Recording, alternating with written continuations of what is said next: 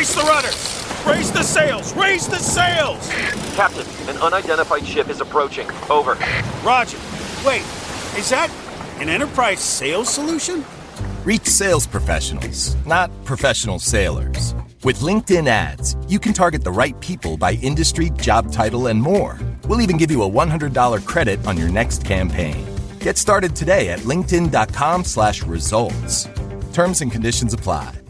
This is Paige DeSorbo, the co-host of Giggly Squad. I have exciting news. McDonald's has all new McCrispy strips. It's chicken made for dipping. Tender, juicy white meat chicken with a golden brown, peppery breading. It's chicken so good it deserves its own sauce. The creamy chili McCrispy strip dip, a sauce that's creamy, savory, and sweet with a little heat. But it works with any of our sauces.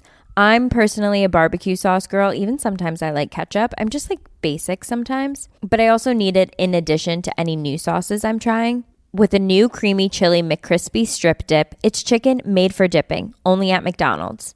Ever wonder what your lashes are destined for? The cards have spoken. Maybelline New York Mascara does it all. Whether you crave fully fan lashes with Lash Sensational, big, bold volume from the Colossal, a dramatic lift with Falsies Lash Lift, or natural-looking volume from Great Lash, your perfect lash future awaits. Manifest your best mascara today. Shop Maybelline New York and discover your lash destiny. Shop now at Walmart. What's the man who made the intro? Mr. You know what I'm saying? That's gotta be a white man today. What's the man who made the intro? Mr. John Casey. You know what I'm saying? That's gotta be a white man today for sure.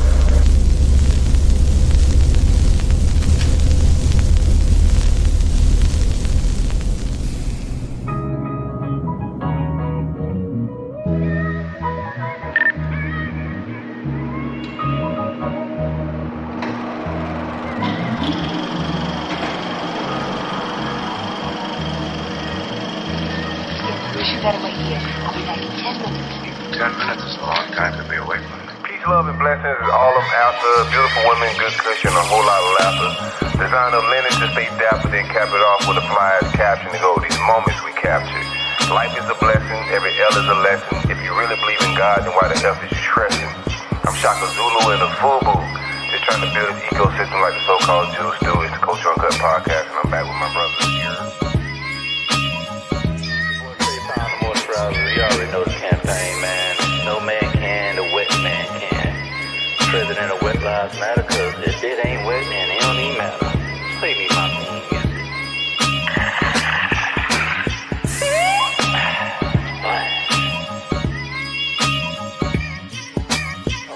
Hang out a little bit, man. Everybody that's hanging out with us, make sure y'all engage. Vibe with us a little bit.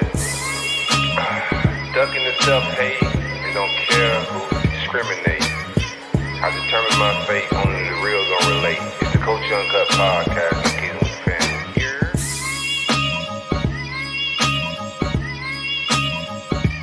Yeah, we are back at it, man. It's the Coach Uncut podcast.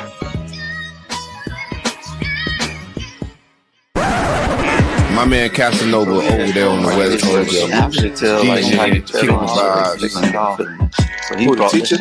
And I can just tell, like, how you respond. He brought it.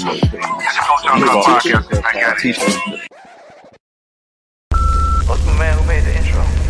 Mr. John Casey. You know what I'm saying? That's got it. Oh, yeah. Dude. Got to be a white man name for sure. What's up with it? It's the Coach Uncut podcast. What's up? Thursday evening. How everybody doing? I'm Gucci like some. I'm Gucci, you heard? Gucci. Okay. Feeling good, feeling great. Oh yeah, same thing on my end. Can't complain. Been a minute since we parted, so just got to knock off the rust, but all is well. And the nose crib. Mm-hmm. Yeah, big vibrations, man. Happy Thursday evening. We get right into our bars and get the show going, but the elections is over. We'll talk a little bit of elections. We got a lot to catch up on entertainment-wise, life-wise, see what everybody got going. Everybody that's hanging out with us on social media, we appreciate y'all. Make sure y'all hit like, subscribe, engage with us in the comments. We finna hang out a little bit. We take questions. takes, opinions, any of that. Rock with us a little bit. We hanging out. Let's get into our bars and then get into the show. Peace, love, and blessings is all I'm after. A beautiful woman, good cushion, a whole lot of laughter. Designer linen to stay dapper, then cap it off with a fly-ass caption to go with these moments we captured. Life is a blessing. Every L is a lesson. If you really believe in God, then why the F is you stressing? I'm Shaka Zulu and the FUBU. Just trying to build this ecosystem like the so-called Jews do. It's the Culture Uncut podcast, and I am kicking it with my guys. You heard? What it do? It's your boy Djnovafresh, Mr. Always got my people with me. I stay with them. We pulled up, we showed out, we popped out, hopped out. You already know what I'm talking about. Already, man. Shout out to the people, man. It's your boy Trey Pound, the moisturizer, Mr. Get crunk with it, get loose with it. That thing super dry then, let Big Juice hit it. President of Wet Lives Matter, because if it ain't wet, it don't even matter, man. DJ, play me my theme music. Oh, yeah. Splash. Top of the top, man. What's up with it, man? Late Thursday night evening. Like I said, everybody that's hanging out with us, we appreciate y'all. Fresh off the elections. It was official yesterday. I know they called it around, Tuesday night? But officially on Wednesday, they made the announcement that, and before we get into elections, how y'all life-wise? We'll talk about that. How everything going in y'all life, man. Halloween is past us. We got past Halloween, trick-or-treating and all that. Now we in Turkey month, Thanksgiving, fresh early in November, first week. How y'all feeling? Is the fall falling where y'all at? How's the weather? Man, there's fires going on, you heard me? A lot of fires, bro. It's crazy right now. Cause it's like the Santa Ana winds, it's like 65 mile per hour winds, bro. And like this fire broke out and they couldn't do nothing with it. You hear me? They couldn't do nothing. It's just like they gotta wait till the wind stop. So it went from when I woke up, I was like, man, I smell something. It was about 500 acres had burned when I woke up. By the time I went to bed, it was up to 10,000. Woke up today, it's like 14,000 and counting acres burn.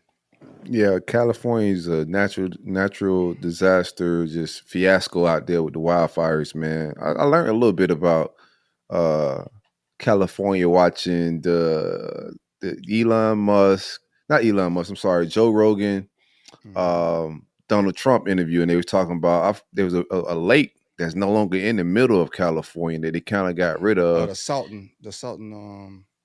Yeah. I learned quite a bit about just a reason why those fires are the way they are and whatnot. So I just thought that was interesting. It ain't as natural. I mean, it's natural now, but some things happened in the past why the fires are so rampant nowadays, man. Anyway, y'all got a water crisis out there. Yeah, that's true. So with the Salton Sea, I was doing some research.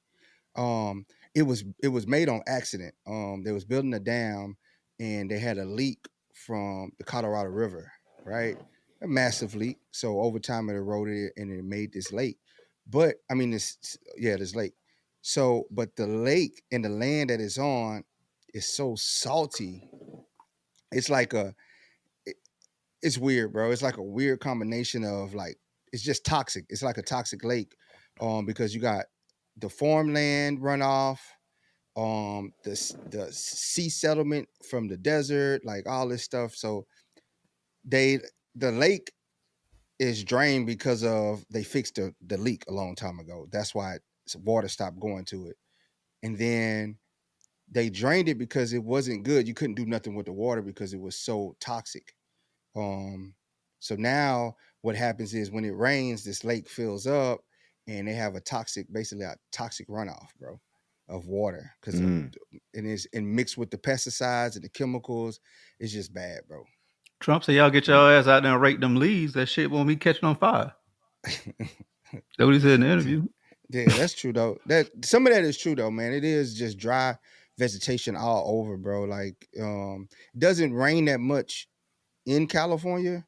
But what they don't do is they don't capture the rainwater. That's one of the things. They let the they call it the first shed or whatever, run off into the ocean. They don't try to retain any of that water, so they have a hard time replenishing water. And then another stupid thing they did. All right, bro. You gonna be Bill Nye the Science Guy on this bitch, man? What we got? I don't know, boy. I ain't heard none of that shit he said. I was hoping we move Man. on. Damn joke, but Boy, get us a whole Bill Nye breakdown. I'm trying to educate people, man. It's the fish. It's the fish, bro. Yeah. Man, old squirrel over here falling asleep and shit. Boy. Oh, man, I didn't mean to cough in the mic, man. I'm sorry. I thought I hit mute. I didn't mean to cough in the mic. Y'all, I apologize. Shout out to everybody that's hanging out with us, man. My guy Jay Stubbins in the trenches as usual. Appreciate you, my brother. Florida Main 25. We appreciate the love, man. Dope show. Spread the word. Let everybody know where to come kick it at. Coach Uncut podcast. We're gonna be back doing it regularly and try to do more than one show a week. But Trey, how your weekend? How life? How everything? Weekend was good, man. I'm just tired. It's just been I got 2 classes I just started, and work just been overwhelming with like events and plus business. You know, felt like I just got off a business trip, then jumped right into like work events, and then after that, just 2 classes. So just trying to like find some time to be able to balance everything between work, business, school, family. Yeah. It's always rough, man. Life be lifing. It's a little bit of the same thing. We was together down in Miami kicking it. Shout out to Brody. He pulled up, did the DJ thing for us, brought the vibes. But we was down in Miami kicking it for the Florida State Miami tailgate, which was a good time. Had some good dope people that dropped in, kicked it with us. And then we did a Clinton Portis interview that next day. And also that day we went down to the Dwayne Wade statue reveal. So, a little bit of that's old news now, but the statue, it was just as ugly in person as it is online. Didn't look like him, but we had the word that he got final say so and whatever, the statue did look like. But overall, sorry, excuse me. The weekend was just fire from the tailgate to the Clinton Portis interview. Can't wait to put that out. Me and bro did that solo, just me and him on the set. That's our first time doing that. We rocked out, killed it, dog. So ready to put that out to the streets. And then later on that evening, like I said, we went down to Miami to the Heat Stadium, behind the scenes, just vibing. It was a lot of people there on the outside of the gate. You know what I'm saying? A lot of people talking trash about the statue, but they couldn't even get in. You know what I'm saying? We was on the other side of the gate. You feel me? You know what I'm saying? It was that shit would look like Lawrence Fishburne on What Love Got to Do with It. I thought he looked like that white boy from the Goonies. Baby Ruth. Yeah. They killed Corn. Yeah, it looked crazy. It looked crazy. But yeah, that's just it, man. Life is just lifing. We're keeping it busy. Some more big things. Want to wrap up 2025. We're in the fourth quarter of 2024. Yeah, I'm sorry about that. We're in the fourth quarter of 2024, trying to finish it up strong. Whatever goals you haven't attained or knocked out this year, you still got some time. If you already knocked out the goals from 2024, you ain't got to wait to 25, baby. Just get busy with it and go and get the new ones crunk up. Gonna do that. But it is fourth quarter. Speaking of goals, where you at in your fat boy journey, man? You had your little fat challenge thing going on. Where you at with that? That fat challenge thing, bro. Look at you. The military big challenge. Yeah. I'm day 26 in that thing, you heard me? Day 26 of 75. One of the viewers said, man, he still ain't show us no picture in the gym. Man, I told you I don't do that gym shit, man. Like, come record for me. I just don't want to be that dude. Feedback. I just they don't hit me up want to and be that said, dude. man, y'all was right. He still ain't give us no doggone footage of the no BTS or the gym or none of that shit. I just don't want to be that dude in the gym that pull out a camera equipment and everybody be like, because I be judging when somebody pull it out. They just pause. Golly. Whoa. I say judging, bro. Judging. You could judge, bro. Judging by pulling it out sounds nuts. That's worse. That sounds crazy. Like he's like, yeah, you got to pull that out. I already know what it looked like inside the pants. Watch out, man. Now, see, he go overboard with it. Watch out, you took it to another level. I know, man. That's like his algorithm. I wonder what's on his algorithm now. Some crazy shit. I believe it. Nah, but no, you should capture that, man. You still got what? How many days left you got? Shit, I don't make me do math right now. That boy, that's how you know he pump fake. If he was 40, really I in the don't know. trenches of that shit, he gonna know the 49. I got exact date. 49 days left. You hear me? Man, he got time to show the footage at the doggone Dodgers parade. You damn right. It Hey, we ran- was lit, boy. That Dodger parade, boy, it was beautiful to see all that blue and white out there. You hear Y'all me? shoot us 100 if y'all think Nova lying about this challenging, the big back challenge. If you really doing Man, I'm it, like, damn, boy, you can check my Apple Watch. Man, I'm Apple what Watch. the Apple scale say? Going down 19 and a half pounds. I'll be down 21 in the morning. The scale say cut the tape. Cut the tape. I'll be down, you hear me? That boys. That's Haters, what's up, man. But nah, it feel good though, man. It feel good. 26 days. Shoot, I went to Portland to go pick up the whip this weekend. Nice. So I'm back. Got the car. I'm out of rental cars now, bro. You know, I can't do the rental cars, bro. They say, you see, we'll talk about that later. We'll talk about some Elon stuff, man. Let's get into it. Let's get into the doc. Let's hang out a little bit. Make sure y'all check us out, man. Let me run this banner at the bottom down here. There we go. Visit teacup.com, man. teacuppodcast.com to buy our merch. We have shirts, coffee. The coffee is absolutely fire. It definitely cut off me going into these coffee shops, man. I was spending I started doing my math. I was dropping about $120 a month just on coffee. It adds up pretty quick, bro. You buy about 4 coffees a week, especially if you're going to like the Starbucks or those, even any fancy coffee shops, you're going to spend about $8, $9, $7, $8, $9 on a coffee. You buy 4 a week, 5 a week, it adds up pretty quick. But we got our own coffee now, so I got one of them French press. Bro put me on to the French press. That's how you do it. No, it's never been the same again, baby. I pressed it right at the crib. Right there. That's the next level right there. And then I went and got my oat milk creamer. Like, bro, it's just I'm in heaven right now, dog. Oh, you tried it with the cream? I ain't tried it with the cream. I just use Manuka honey. I just go straight. I go straight black. Yeah, I've been hitting it off the brick, but I like to mix it up sometimes, dog. You know what I'm saying? And like I like to kill some of that darkness as well because my teeth. I gotta preserve the whiteness and the pearl whiteness on my teeth. So I be trying to give my teeth a little break. Cause I'm gonna do more than 1 cup. So I do the first cup, I'm gonna go all black, but that second cup, I need to like just dial it back a little bit. So I put some oat milk creamer in it, but straight. The coffee's fire. Go check out all of our coffee. We all got our own blend of coffee on there. You can't go wrong with absolutely any of them. We got every roast and every blend that you could possibly dream of. Not a lot of additives, just pure, straight off the brick coffee. Fire. Get you a press and do what it do. You know what I did though? This is what I got the Tray 6.0 whole bean. Got my own little grinder. Oh, grind that thing up and then did the press, bro. You like the grind on it, huh? Bruh. Yeah, you do. Pull it out and grind. Everything. Look.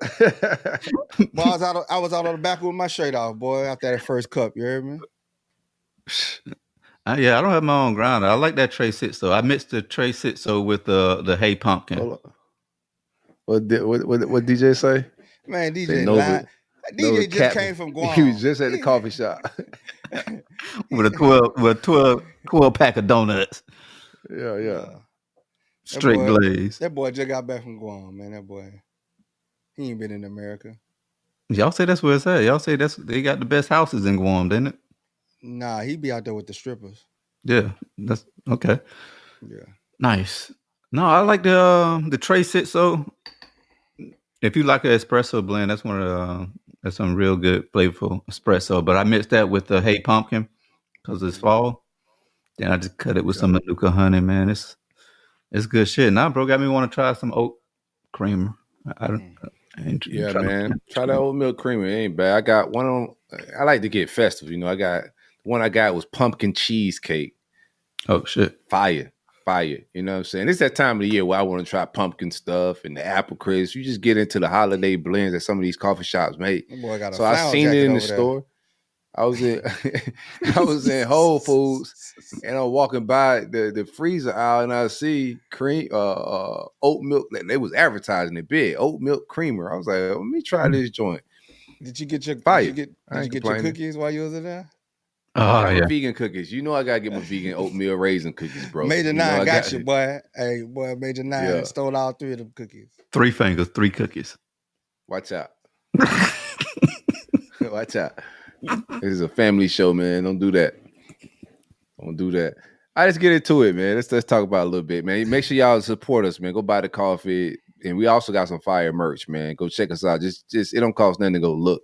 And if you like something, purchase it, buy it, you know. And also share, like, comment, all of that. It helps us climb the algorithms. Tell a friend and tell a friend.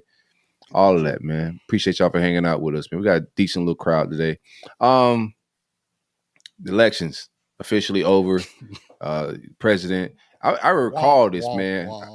I remember last time when the whole the insurrection happened or whatever that was, you know, the shenanigans. I said, bro, I wouldn't be surprised if he won again and ran, and it sounded crazy then. I was scrolling back to go back to the episode, and I just got distracted and didn't even go find the episode. I wanted to screen record it. But here we go, back at it again. Donald Trump's president. It's been a wild ride up until now. Actually, it's been pretty calm as far as the finish. I thought it would be a little bit more chaos, so we still got some time here. He's already getting busy on the things he want to do first day in. He's dropping, you know, he's at work. Like, you know, somebody get a job and start working before they get the job. Then this is Donald Trump. That boy done got the job. And he got his whole team already in place. He paying for his campaign, paying for the transition team. So he's like, we ain't finna walk in there and have no implants in these positions. He learned from the last. He learned from the last. I'm excited about the RFK though. I'm excited about the RFK, bro. If RFK get in there and overhaul the FDA, bro, that'd be great, man. Get the dyes and the chemicals about the food. Yeah, let's back up a little bit though. Just heading into it, you know. I know they were saying it was going to be close. It just wasn't as close as I thought it would be. And as it got going, I was like, man, this probably could be a blowout. And but leading up to it, there was a lot of things that I thought were detrimental to her run, and I thought that helped him. And I think where they chose to do some of the content that they were doing, like the audience and stuff like that, and that's when it started getting a little shocking to me. Like leading up, and you watch the episodes that Trump was going on, the numbers in the analytics to me was a red flag. Like you would see him go on Joe Rogan and they have 6 million listens the next morning. Like it was jumping up to millions of listens. Like as soon as even the one he did with Elon that I had that we was talking about, quick, real quick. And I thought that was a real indicator of people, you know, who are waiting for this dude to drop content. They waiting to hear whatever it may be. The long form content, people definitely are resonating to, you know, non-conventional media, where it's not CNN, it's not Fox, it's a regular podcaster like Joe Rogan. I forget the other guy that they went on, Theo. What's his name? Oh, Theo Von. Yeah, Theo Von. I think they went on his show, did some long-form content. People connect with that more, and I think the Republicans did a better job with trying to connect to the people on that level, on a ground level. Because that's where it's at. That's where it's at now. These shows, because it's not, nobody's coming in with an agenda. You're talking. So you ain't got no talking points. So you ain't stumbling up on nothing. You're having a conversation and the information's coming out. She tried. I thought she tried with Shannon, right? I just don't think Shannon is that type of audience that you should be having these type of conversations on. But I thought they tried. I just thought it was the wrong attempt. And they mentioned Joe Rogan. I didn't think Joe Rogan was a good platform for her. But I don't know what would have been a good platform for her to go sit down to be able to have these 3-hour-long conversations. She can't. One of the hangups she had with Joe Rogan was she entertained it, but they wanted to do it in a certain studio, and she wanted people to be there, and she it was wanted an hour. Right. So she just had rules set up, and I just think like people was taking that for granted, but I think it ended up hurting her a little bit, you know, in my opinion. You can tell also like Joe Rogan was kind of biased, I thought, with if she would have went on his platform. Just judging off of watching the Trump joint. But that would have been good though. That would have been good to as a politician, you gotta be challenged, bro. He don't challenge though. Like I know, Joe but really just opens the floor and lets you talk. So but I like that's why I'm saying that even before the show, Joe is not a challenger where he's gonna be he really just lets you get off like whatever your ideas are, and it's not a whole lot of. He let Trump just go, and most of his interviews are like that where he just let people go. He kept saying that too. He's like, I don't want to grill her. I just want to let people just speak their ideas and find out who she listening is. to him, it sounds like you can tell. Even Trump said, "I know, like we on the same team." Like you can tell they both was in he was checking Trump on some stuff. He was checking them whenever stuff came up. He was correcting them, or he was asking for more clarification on the topic. And I think he would have did the same for her. Does he lean toward Trump? Absolutely, he leans toward For Trump. sure. But I think if you want to be, if you really into this politics stuff and you want to be the leader of the free world, you got to cross over into those people and get his audience. I just think she was up against. She was already, her back was against the wall when it comes to that, because once Elon bought the app, you can tell like he used that whole app just to push Trump agenda.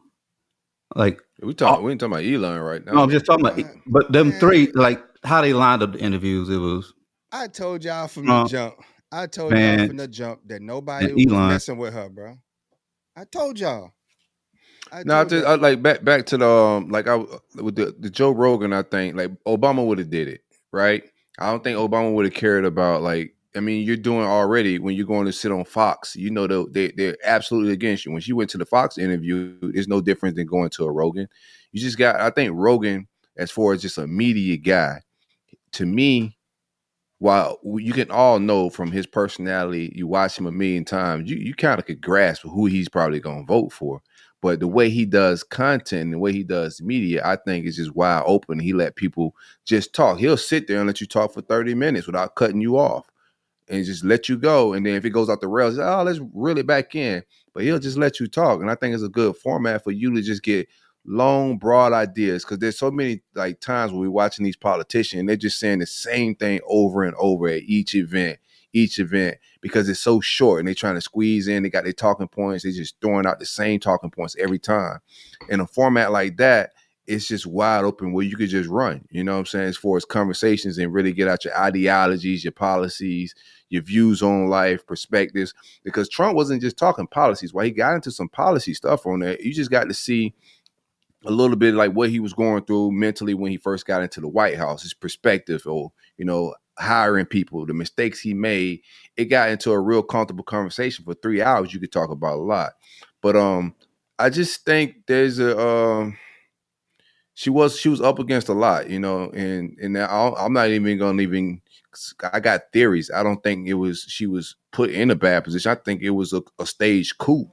You know what I'm saying, with the whole thing. So I don't think she was put in a bad situation. I think that's the angle they chose as the Democratic Party is to, once Biden got to a certain point, don't run any primaries. There's really no vote and no real process of how it usually goes down. And boom, she got to take over.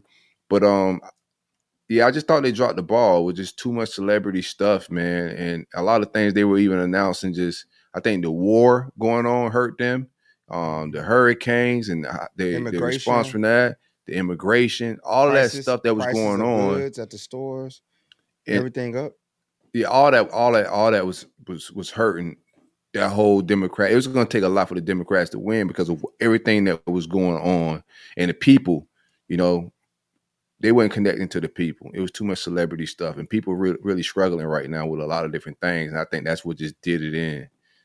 I think people just not. Like the celebrity stuff don't work no more, Democrats. Like people are past. They both was breaking out celebrities. It's just a part of politics.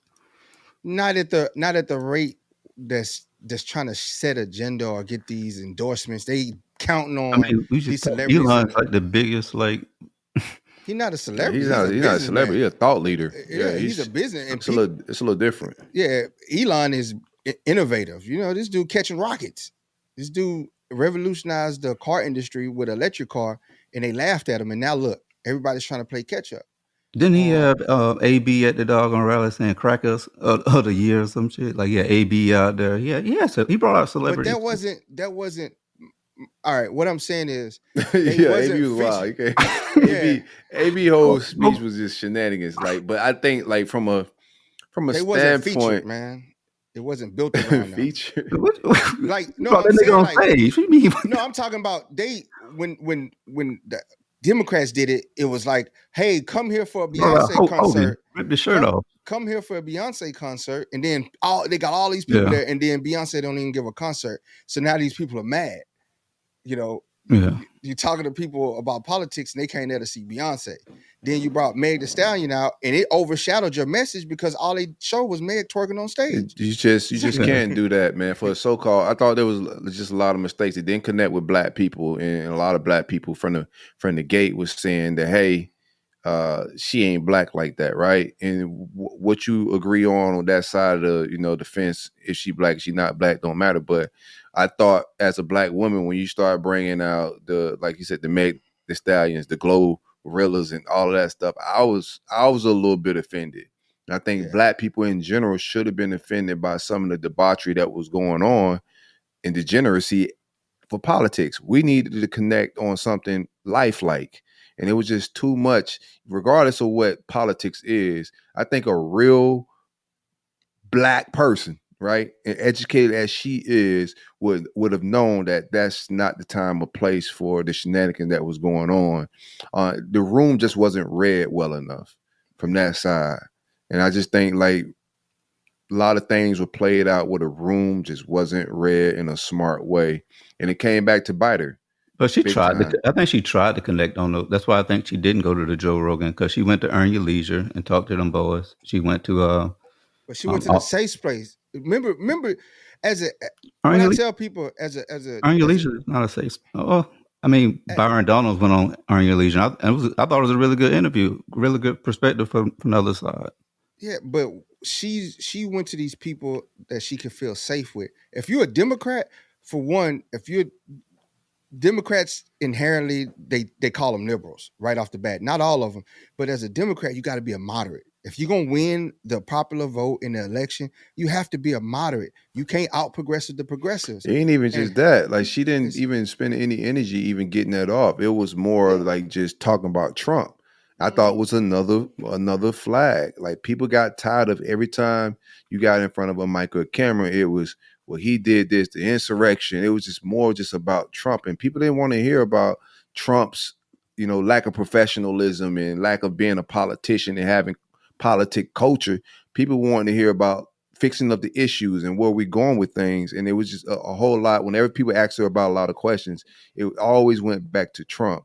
And I think he did a better job of just talking about his ideas on changing the issues that we're having now. I think that was the biggest problem. And I thought that was going to come back and hunt her, and it did. So it was a few more other things that I thought just caught me off guard. She didn't focus on her policies. She had 3 months to get those policies out. She did present policies. Came out. She waited too late, man. Her policies. I didn't hear not one policy from Trump though. He had a 3-hour interview on Rogan. He didn't say one policy. Yeah, he didn't say shit about the platform. Policy. He talked about he talked about what he wanted to do, and what he's going to do this time. The lessons learned. He gave some real insightful. That he was coming out with. He gave some real. He talked about immigration policies. He talked about war policies, environmental policies. The food. Yeah, he talked. Yeah, that's why I learned about the RFK thing. I didn't even know that. I knew that he was going to do what policy he got for the middle class, but I didn't know that he was going to bring RFK in on the FDA. And when he broke it down, and then I started going to do my deep homework on RFK, I was like, wow, yeah, this is a good pick for the FDA, bro. Like, seriously, this is a good pick for America. That's like, yeah, I did. He said he may run into an issue with FTK. We'll see how that goes. Oh, talking about the environmental. He's like, I can't let him on the environmental. I can't let him go on that. But I think he got a good fit with him over in that department, bro. But yeah, I think so too. Like, it all gonna boil down to, like, he hires these people, then when he get a fit with them, then he fire him. I think it's gonna boil down to who's gonna be willing to, like, give him pushback on some things and how he receive it.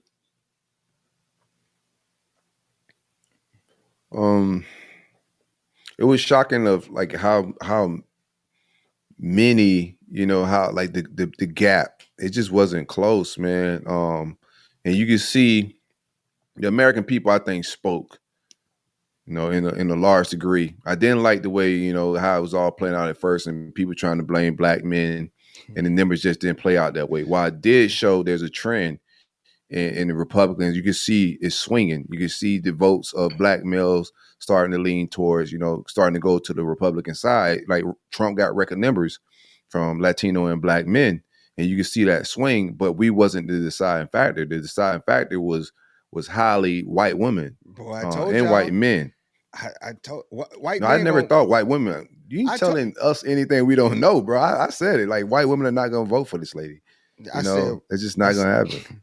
I said, don't be shocked. I said, don't be shocked. It's like the white man gonna vote for Trump. They gonna follow their husbands. I said largely, like white women are gonna follow their husbands, bro, and what they vote for, and we saw it in the polls. Man, they overwhelmingly they bamboozled y'all. Oh yeah, we got Kamala. Yeah, women's rights. What was your the thing? It was just, to me, I think also the Democrats need to read the room with the debauchery in their policies. Just being real, bro. Like my biggest turnoff was the degeneracy from the LGBTQ to the trans and the kids sex changing, the bathroom stuff. Yeah, she didn't present one policy that talked about that. No, they're doing it now. Ain't policies what she presenting, like what they've been doing since they've been in office. The stuff they've been put on the forefront is degeneracy. Yeah, like kids have had the rights to change their sex and all of that stuff. That's stuff that the Democratic Party has put out there. I'm not talking about just her.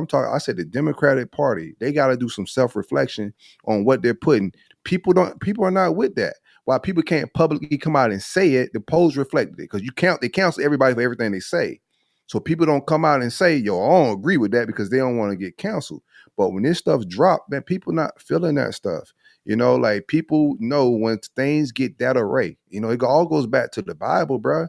Like when things get that away from just core principles and values, you start to lose your country. Hell yeah, the Trump Bible. Go back to the Trump Bible. But I'm just talking about the Bible I read, like modern day Sodom and Gomorrah, bro. You're getting away from just, you make your own Bible. I'm like this, man. Leave the kids out of it. I'm just talking about why I didn't vote and why I think they made mistakes, and I think that you can see the numbers in the polls, bro. I think it reflected what people are feeling about the party, and they're looking for everybody to blame but themselves, and I think they just got to get back to who they are. Like Trump ran on, then the first thing he came and just put out a video today. We're getting rid of all of that child sex changing stuff. Like he's trying to connect with the average person that think this stuff is weird, bro. I said, wait till they're 18. You can do whatever you would. Leave the kids alone, bro. That's all I'm about, bro. Leave the kids alone. When they're adults, gay people don't even like it. Like, to be real, gay people don't even like the sex change stuff. It's a lot, they believe in being gay don't mean they want their sex change. Yeah. So even they get offended. Just me doing research and just watching this, and go read message boards. Even gay people think that stuff is degenerate. Even they was losing gay votes because people didn't want children affected by this stuff, man. Like, it's one thing to have adults change their sex. She was running on that had all that stuff we were talking about, though. I'm not talking about her. I mean, she said, to be fair, she has said in the interview that even with the sex changing with inmates, people in jail, like allowing that in prison, like nobody wants their tax money to go to like prisoners changing their sex. But I'm just talking about the Democratic Party as a whole. All the sex changing stuff that's coming into our politics has came from that side. It's coming from one side. No doubt. Yeah, like I say, man, just leave the kid. You lost me when you started talking about the kids. When you push it down to now you got schools out here in California where if the kid is claims another gender or non-binary, they don't inform the parent of this. It's kids, man. Why are y'all pushing this and encouraging these kids to do this? It's everything they lean into, bro. Just leave the kids alone, bro. Like, when they're adults, let them make that decision as an adult. They leaned into the abortion real hard. Like those are things that they just leaned into real hard. And I thought, when people get to, especially when you're trying to flip conservatives and people that just see the world a little bit differently, you just leaning into things that I thought wasn't real problems in this country. Like sex change and all of that whole area. I don't even think should be on the table. But I just think they leaned into that stuff. And even when you read on social media, like that's their attack on Trump is, oh, he's telling women what to do with their body. Like they leaned into that. And a lot of it was propaganda because it wasn't really, he was trying to leave it up to the state. But they just kept leaning into that. And to me, it just became a turnoff, especially because I know, how all this was founded. I know the history of how abortions was started. The lady that started her agenda, the Negro Project, it was for our community. Her agenda was, to make us a smaller minority group and to wipe us out. So me just being, a conscious brother and hearing that over and over being preached, and then I see our community gravitate to it. Yeah, they take it as liberating. No, it's not liberating, bro. Like, in my opinion, it's not a liberating thing. But I just thought they leaned into a lot of things that are very touchy for people, and I think it offended, a lot of people. And I think the numbers just showed that. I really want to see, though. I want to see the data of who's leading abortions. White We women? are. No, we are. No, that's a white lot. women by large. No, we're talking about percentages, and it affects our community more than anybody. This is Factoroni Tony. Google it. I don't have to I already got it in my phone. Hold on. This is it's not even close, my brother. Abortion's been around since forever, even before Roe v. Wade. I think by taking Roe v. Wade away, they're just going to find other ways of doing it, which is more like access to medical and stuff like that is already tough in our community. 38% non-Hispanic Black women have the highest abortion rate. It's not even close. Like, That's I already done my research on it. Yeah, it's by far it's us. We have a Black high, women have the highest percent. Is what you're saying? Yes, 38%. Yes, we have the highest. Our abortion rate is higher than our birth rate. We're killing ourselves faster than we're having birth. This is facts. That's why I know the agenda. It's deeper than just a woman sick or a woman got raped. Because even they break down the stats of that, like how many women are going to get abortions. And this is not me throwing no shots at any women. You know what I'm saying? I get it. But I'm just talking about as a cultural whole. Like if you've been in that world and that's something you've done, I'm not judging anybody for anything like that. But I'm talking about as a whole, as a culture, I know, like just plain, right? White culture is afraid of becoming a minority, right? Mm-hmm. So that's why they're like keen on that whole abortion thing. In our culture, we don't even care that we're the minority. We're fine with that. They seen our rate of how fast we were having children, right? And they saw like, okay, if they keep up this pace, eventually they'll be the majority. How do we slow that down? And now look at our community. We have abortions higher than any other community. Our abortion rate is higher than our birth rate. That's not a way to maintain any type of power in this country. And then you look at immigration. That's why I look at it all as a totality of power, because that's what it is. It's self-preservation. If you're not self-preserving, you will die away, not just politically, but physically. It's self-preservation. So now you're losing yourself in abortions, and then immigrants come in, and then they become a bigger minority group than you, right? So now whites are a bigger group. Now Hispanics are a bigger group. Now Asians are a bigger group. Now we're still the smallest of minority groups, and we have the least power. Like all of his power, all of his chess. And we don't look at it like that. We just look at it as liberation, and we should be able to do what we want to do with our body. And it's deeper than that. And I be trying to just preach that message. It's deeper than the surface. Yeah, I just preach my message. Like I don't have a personal attachment with abortion in my home or transgender, and like so I don't get in the bag of trying to like judge and like critique people who have to use that option in their life. So I just focus on the core policies of what each candidate was running on for me. One thing we got to get back to, if you know that you're not prepared to bring a child into the world, you need to practice safe sex, man. Like literally both sides, male and female. You need to do the things, abstain from any kind of sex that will lead to a child being born unwanted. if abortion is on your mind to abort a child, I think you should think long and hard about the sex you're having, male and female, like straight up. Yeah. It's ways to not have kids, man. Because I hate to see it. I hate to see a life that we don't even know could have been very prosperous or whatever gone because two people did something knowing the consequences of what they're doing, and they choose to. We just don't be knowing that they playing chess and we be out here playing checkers. So you gotta give people the science of what's really going on and the chess behind it, because it may just be like some of these, and when you look at the stats of it, some of it's just loose degeneracy, and I don't want to have a kid, so I'm gonna get rid of it, which is cool. I'm not trying to judge anybody's personal life, because whatever people got going on, it may be a great reason in your life, but from the chess move of why it's prevalent in our community, why liquor stores, why crack, all the degeneracy is more prevalent in our community than others, is because they're playing chess. And we cannot take that lightly. Mm-hmm. You're on this planet, bro, like life is not a game, it's chess. And you gotta just pay attention to the details. That's all. Ain't no anybody, like we definitely got a different hand that we were dealt than anybody else in this country. We've been through something different than everybody else that was in this country. But only way we're going to change if we are aware that we are playing a game that is chess.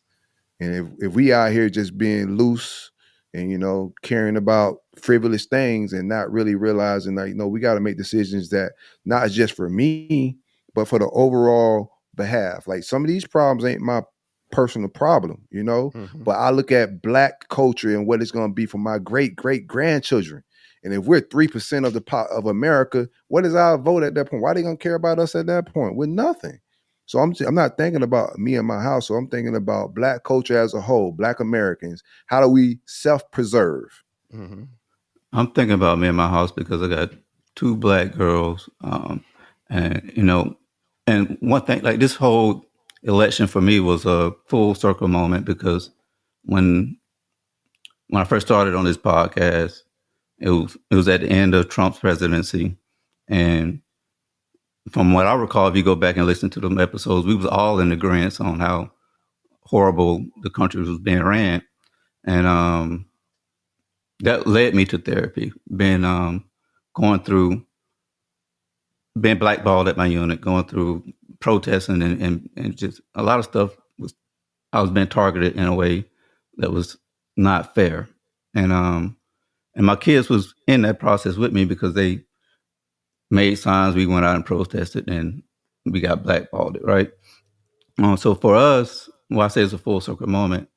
They had the day off for the election, so we sat down, we talked, and I didn't interject. I just wanted to hear what they had to say, hear what they thought about the elections and stuff. And I thought that was pretty cool, like hearing their thoughts on the views of the country, where we at, where we stand, what they think about women's rights and stuff like that. And what I did after that, I just, I took a step back and I said, let me call every woman that's close to me and see how they thought about the election, call my elders and listen to what they had to say about the elections. And it was, I got a bit from it. So that's what I did that's how I kind of processed everything. For me, I can't say everything was great under Trump's presidency, because I didn't like how the Kaepernick thing went down. I didn't like how the Charlottesville thing went down. I didn't like how the Tamir Rice, George Floyd, none of that stuff went down. And I can't sit up here and act like everything was great when it wasn't.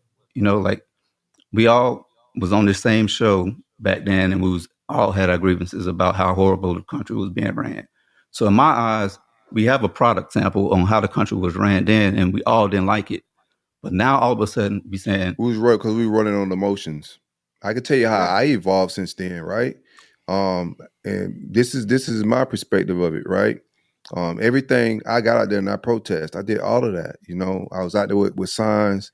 What I learned throughout the pandemic and what I learned since then it was 2 things, because he didn't finish the pandemic. They took over. And even with like some of the things that were pushed on us with the vaccine, I started reflecting on some of that. It was control. It was control. And he was right in a lot of those instances. But when we're talking about race stuff, when you go and look back, they played on our emotions. What was pushed? Everybody involved. Let me just get my take off real quick. I didn't even finish my take, but go ahead. Go ahead and finish your take. Then I'll let you finish. I just want to get all of mine off. And you, I thought you finished your take because you said you like we all kind of had our feelings about how everything was ran, and I just thought it was mostly emotions from the Kaepernick thing. They played on our emotions. None of that stuff is. We're talking about kneeling in the stadium. Like in the grand scheme of life, we're talking about kneeling at a game in the stadium. I could care less right now about Kaepernick or any of that. He was playing games as well. He's playing politics. You know what I'm saying? Like, what has he really done? Think about it. Like, what has he really done? What is he really doing at the end of the day? What is Kaepernick really doing to change black culture and where we at? So no, it played on our emotions. The Kaepernick thing, and also why all these things were wrong. Even the black people getting murdered were wrong, right? It's how they played on it. It was to play on our emotions. Like we get into the streets and now we're protesting, people getting shot, all of it emotional things. We're getting mad. I remember being angry at that time. But at the end of the day, what are we doing? Like what? What are we talking about? The Ahmaud Arbery thing that hit close because he was in the Coast Guard. And that wasn't just and when he got murdered by the police here in Georgia, the first thing not gonna stop. But I know it's not going to stop, but I'm talking about the rhetoric, and I'm not talking about what you see on TV. I'm talking about I got to go out into these people's job, and they're talking. As soon as this happened, they're talking about. They bring up his legal stuff. And rhetoric, it just gets us emotionally mad, right? We know both sides are racist. Like Biden's racist.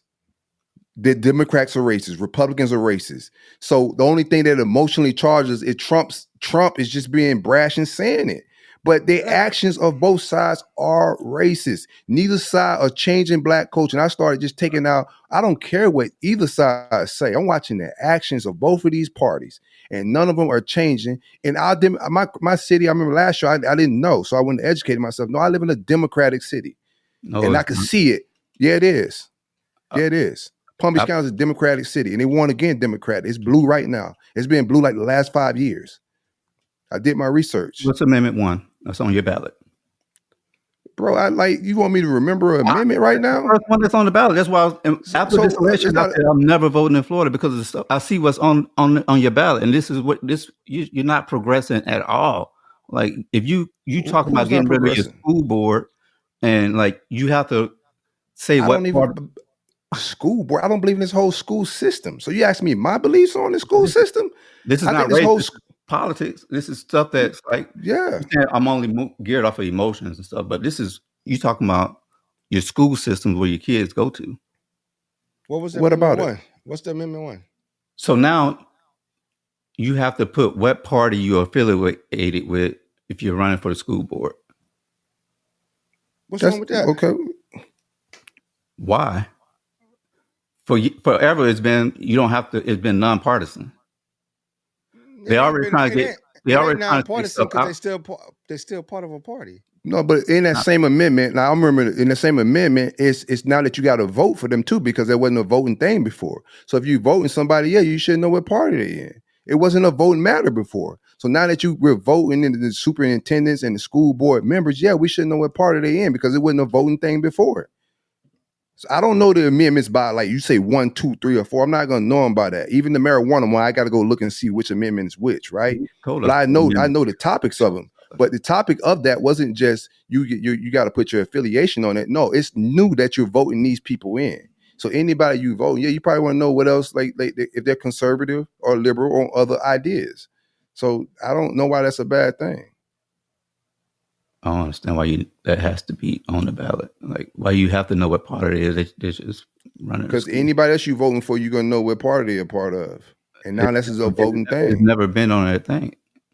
It's never been it wasn't on the last election.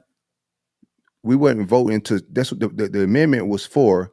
You had to put yes or no for even being a thing to vote school board members in. Period. Right? This is a new thing. Now they're putting the party, and also a part of it was putting party affiliation. Anybody you're voting for should have a party affiliation beside it in any capacity. I just don't see a big deal with that. And I don't know why, like what was the point of not being progressive, or what was the stance on that, why we even talking about it. Or why I even got quizzed on what amendment what was. Like, I went and voted. I know it. I did my research on the topic before I got there. I wasn't in the booth a long time. I already had my mind made up on everything. I zoomed through it. But When I we couldn't looked tell through you. it showed like all your comments. It said Republicans is in the seat right now. So I don't know how all of a sudden you saying it's blue. But we can go back and look at that. But It's on. I just put it in the chat right now, the, bro. Hold on. All I want to know is, like,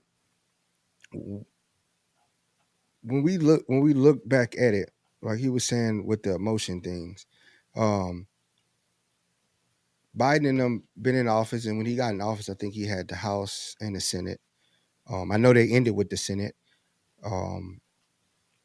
Police still got immunity. They said they was going to do police reform, but what reform did they do? it got shot down by the other party when they tried to do the George Floyd Policing Act. It got shot down by the other party, or did they? Palm Beach County blue as hell, man. It's been that way. It's put it in the chat. Okay, I'm just putting it in the chat, bro. Probably not, but when we voted, it's the last 5 years, bro. It's been blue. Like, Palm Beach County is blue as hell. Look in the group chat. Brace the rudders! Raise the sails! Raise the sails! Captain, an unidentified ship is approaching. Over. Roger. Wait, is that an enterprise sales solution? Reach sales professionals, not professional sailors. With LinkedIn ads, you can target the right people by industry, job title, and more. We'll even give you a $100 credit on your next campaign. Get started today at linkedin.com/results. Terms and conditions apply.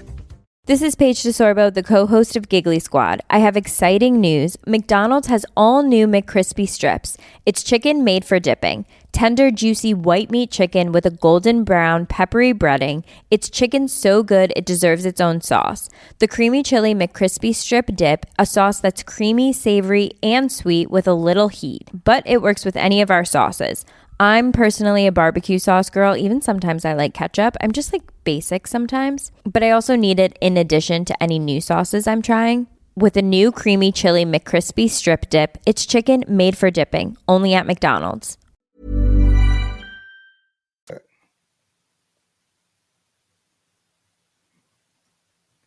I don't see it.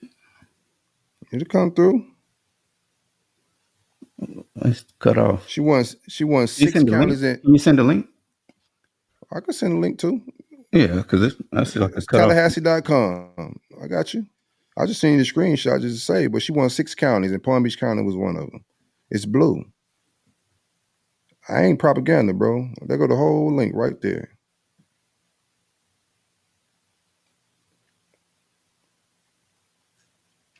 I can give you the last 5 elections. It's been blue. And our cities reflect that it's blue. You can feel that it's blue. Most of the black cities that you really haven't, they're blue. We just gotta be more diverse. Even when I look at the numbers of it, right? You look at the percentage of us and Democrat towards anybody else. Like, our vote is handed to a party. Every other race is somewhat split. Not us. That is a problem. We all shouldn't be sheep that think alike. Like, diversity is fine.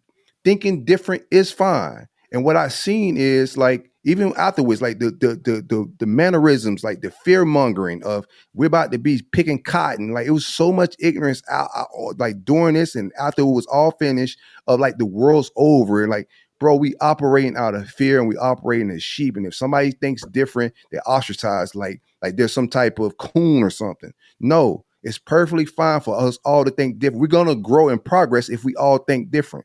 Iron sharpeneth iron. Different ideas brings progress. But we all think we got to think the same or somebody's a coon. Like, I thought when I looked at the numbers and I watched every other race be somewhat split on their ideas and votes, and we're heavily one side.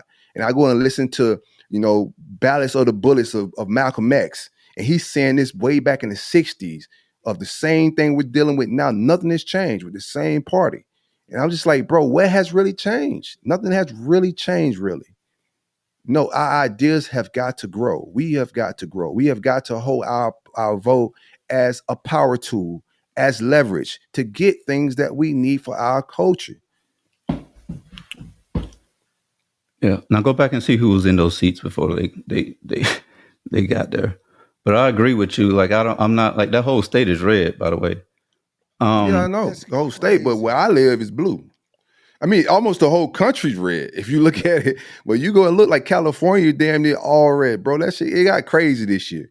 Like they won in a lot of places that they never went in. I think he won almost like every swing state. It's crazy, bro. This crazy. So it passed the House, but the Senate they just dropped it. Didn't even care about it. In the Senate that the George Floyd Act, in the Senate that the Democrats control. I'm sorry. What's the George Floyd Act? Is that the police thing? Yeah. So it passed the House, made it to the Senate that was controlled by the Democrats, and it just died. They just so-called gridlock. They never even brought it for a vote. But you've been in office for 4 years. The bill passed 2021. Man, these people don't care, man. They don't, neither side. And I just want us to be not like mad at each other about these votes. And, you know, I dealt with it in my own personal life. I want everybody to be a little bit, you know, you got to mature in our thought process, our emotional intelligence it's a sign of intelligence to be able to disagree with people and not get emotionally mad. We got to be okay with people thinking differently and want to try something different. It can't be you're mad or somebody's crazy. You know, it's just, I saw too much of that. You know, it's too much mud slinging at each other as a race when we're the bottom of the totem pole in education and everything. Financially, we're at the bottom of the totem pole. We all need to be figuring this thing out and having a different opinion, you know, how you vote, how you go to church, wherever you decide, how you decide to live your life sexually.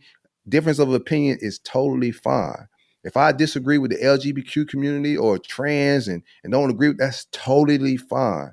Like we could do that, and I'm not gonna hate you when I see you in the streets. No, I'm still treat you with respect and love and stay out. Like, you know, I just have my own beliefs, but we treat each other, dog, like it's crazy. Either love me or you're my enemy. That's ridiculous. Like, no, agree with everything I agree with, or you're my enemy. Like, and that's crazy. And it's not. You're totally 100% correct, man. It's like I see people now. It's like I can't even have a conversation. We can't even discuss the good and the bad on either side without them getting emotional and like irate and like, how could you? Or it's just mind blowing that it's become this divisive. It's just people weaponize it too, right? So if you voted for a certain reason, everybody has their own reason, and everybody values things differently. And people, I seen like people even tweeted at me,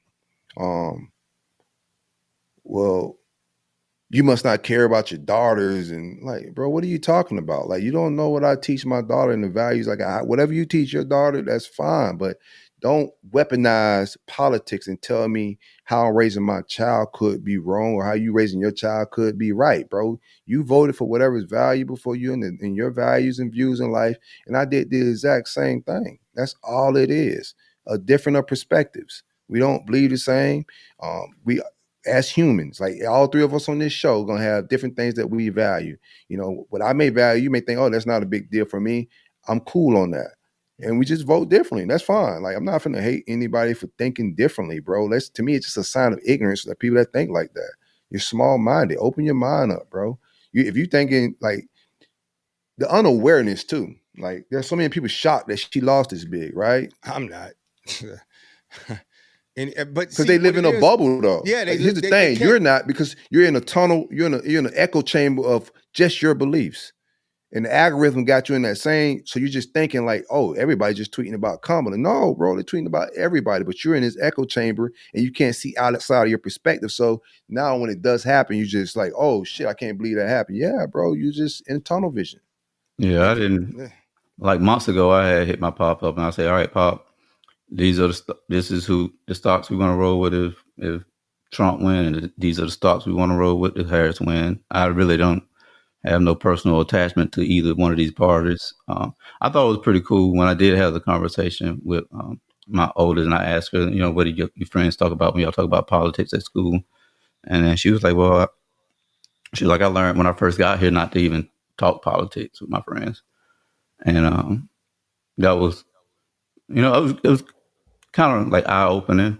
And I thought it was pretty cool because she's been around from different states and she sees things different, and then she come here and she see different things. So she kind of just like decided to not even like go into the politics realm when at her school.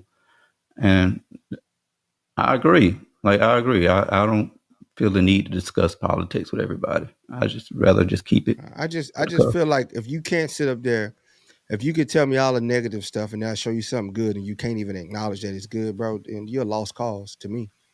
You're lost. It's easy to point out the negative, but can you show me something positive? Or when I show you something positive, will you not get mad and be like, wow, that's good? They can't even do that, man. And it's on both sides. It's on both sides. And it's, to me, it's idiotic. Like, they playing on our fears though, man. And then we respond in a afraid way. Like when we lost the celebrity talking heads, like they all speaking out of fear. And the entire time they kept talking Project 225. It was just fearful things of, what's going to happen to us instead of talking to us like we educated people that can comprehend policies. And that to me, I think is like us as a culture. We shoot each other or we go crazy because somebody stepped on our shoes. Like it's all emotional things. Like we react off of emotions. So even when I'm like speaking, I think it's, and like I know like it's taboo. So they say you don't supposed to talk about religion and politics with people. At the level of life I'm living, I want to be with people that I can talk those things with, and if I put something out into the universe, I'm not going to ever, and this is what I pride myself on, I'm never going to tell somebody who to go vote for. And I think people that do that are suckers, straight up. I don't care who you are. If you're on a soapbox every day on anything telling people who to go vote for, you a sucker. I'm never going to tell anybody who to go vote for. Never done that. I tweet my ideas. I tweet my opinions, my views, my principles. If you want to question and on what I stand on, then we can have a conversation on my views. I'm never going to tell any man who to go vote for. Never have done it a day in my life because I ain't going to let nobody tell me who to go vote for. I'm going to go do my own research. I'm going to make my own opinion. So I put my ideas and my views and my perspectives out there because I want a young brother to see things from a different perspective because we're in an echo chamber of emotions and feelings and we get charged up and we're thinking all the same. So I just try to offer a different perspective and people want to challenge my thoughts and opinions and all that. We could get, if it's a high level conversation, I'm not having like low vibrational conversation with ignorant people that just want to argue, right? If it's a productive conversation, we trying to, get somewhere to some resolutions and all of that type of stuff, then we could break bread. So I put my ideas and views out there for that, man, because it ain't just about me, Nobody taught me how to approach politics, straight up. Nobody ever taught me this is how you approach politics. And I don't think I know. I mentor a lot of young brothers. And I teach them how to approach politics, never telling anybody who to go vote for, but how to approach it, how to research it, and just look at things plain. Not how you feel, but just plain. Take the emotions out of it. If you hear something and you mad, like that's probably your mama in you a little bit. Take that sass out, man. Men should think like that. Slow down. Why are you mad? Should you be mad? About what like the impact that it personally had on my life as far as like when I'm voting. Like I told you before, Obama, I voted for Bush. And around that time, housing market crashed, was at war, lost my home. And then the economy was the damn worst economy since the Great Depression and shit. So I was like, damn, I ended up rolling with Obama. Then after that, things kind of like that's when I kind of like really saw like the games being played during that one. And then I just kind of just like started just researching on my own, talking to different people, and then just keeping a lot of stuff to myself and making my decisions based on like my home. And we'll talk about politics in my home and we'll do our own research, but I'll never like project my views on other people when it comes to politics. And I don't like when people do that to me. Because like I have my brother-in-law, he's a full Trumper. And like all this the same conspiracies and shit. Like it just hits different when, yeah, I don't know. It's just No, like it's all. right after the election, he put into her family group chat. Oh, like, and it's just like a lot of stuff. It's just like it's disgusting. Like I'd rather just like keep your shit over there. I'd just rather not discuss politics and just kind of keep my shit to the cuff. Like I was having a conversation with a brother in just in DMs, and just like simple principle life things, right? Because a lot of it goes back to that. And I started just to view it and to hear, like, I just hear and I read just straight up white men talk about politics, just watching it, And I asked the young brother in the chat, I said, do you believe in same-sex marriage? This ain't no you getting counseled in the public. Do you believe in that? No. Do you believe in the trans? No. When you start getting to the core principle of what the average black man believe, now forget the politics and the emotions and the racism and all of that stuff. When you get to the real principle of what black men, the average black men like us, what we really believe, we're naturally conservatives. Than just playing. And then from there, you work your way up to the rest of the policies, but get to your core beliefs of who you believe, what you believe in spiritually, religion-wise, life-wise, social-wise. Do you believe in these things? And if not, then why are you checking the box off on things you don't believe? A lot of people don't know what they believe. Like I said, a lot of stuff is pushed on people from what they see on social media. Nah, a lot of people just go. They just a lot go of people in there and don't press D. They just go press D or R. That's all they do. How many people you know that been to a church and have like practiced what they believe? Now, be real. You don't even got to be church to have these beliefs, though. Some people have beliefs without going to church, right? Like there's some straight up gangsters that don't go to church and still don't believe in same-sex marriage, right? That's just your beliefs. Like, what do you actually believe in? Do you believe in this? If not, then why are you checking? And when you get to the core beliefs of the black man, I'm telling you, like, it's conservative. Like, we believe we have conservative. Only thing that's changing us is like the what we're taught racism wise and life wise and the propaganda a little prejudice bit. and discrimination. All of that, like, those some wrenches into the mix, but you just got to start from that core and then work your way up, man. And your life is also evolving. You got to be open minded to just changing everything, bro. Like that, and everybody ain't gonna be in tune to all of this. You know what I'm saying? I challenge my own thoughts and beliefs. I've always been a person that, from religion wise, when I was young, I'm questioning the preacher that's over the church about things that's going on that I don't agree with. I've always just questioned what's considered normal, right? Like even my own beliefs, things I believe in, like, damn, like, do I really believe in that? And if so, like, what's the opposite side of that? It's not an easy thing to do. It's uncomfortable. Yeah. I always question like this with the preacher. How come you get to talk to God and I can't? Like, yeah, preacher told you that. No, I'm just saying, like, everybody go, oh, he's anointed, he's up here, and it's like, man, we what you mean? See what I'm saying? prayers talking to God, though. Yeah, but like, they are enlightened. They're more enlightened. He might go to what's your belief? No. What you mean? What religion you practice? I respect Christianity. I grew up a Christian, so my views are Christian-like, but not necessarily I'm deep involved in a religion. I respect everybody's religion, but no, I was just saying what you practice. You say you go talk to the preacher, he got to talk to God. That's just different. Catholic, yeah, in the booth. Yeah, that's why I asked, because it seemed like that's like a Catholic type deal. Oh no, definitely not Catholic. I just get what he's saying. Like, some people, I mean, there are some people that are I would say enlightened and anointed in a different way and probably have a close relationship with God. Like, the average person don't really have the same relationship as somebody that's like, really intertwined in like fasting and praying and sacrificial things that come with whatever your religion may be. That person is going to be a little bit closer to God than the average person that's like living a little worldly, right? Mm-hmm. But we all have a relationship with God for sure. Like, we all should. We all have a connection there, and there's a, if not, it's connection for you to reach him. We all don't use that connection, but everybody have an avenue to God, man. No doubt.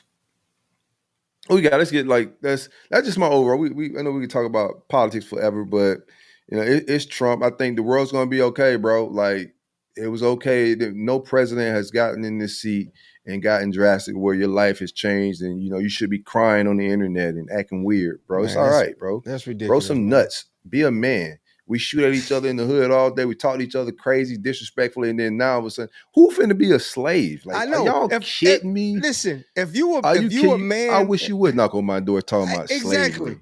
Listen, I'm gonna address this right here. If you allow somebody to enslave you, you was never free. Because I'm gonna tell you right now, you come over here. If you I'm ready to die. I'm ready to die. So you better be ready to die. So I'm telling you now, you come knock on my door talking about you gonna take me to a plantation, everybody dying. They got robots now, bro. Like, what they gonna do with us? We're gonna go to the PlayStation, man. You crazy as hell. I ain't going nowhere. And to me, the people that's crying about that, I'm like, I already see who the ones who just gonna go with the yes, gonna go along with it. You ain't ready to die about it. You ain't ready to die about it. I'm ready to die about it. I'm telling you.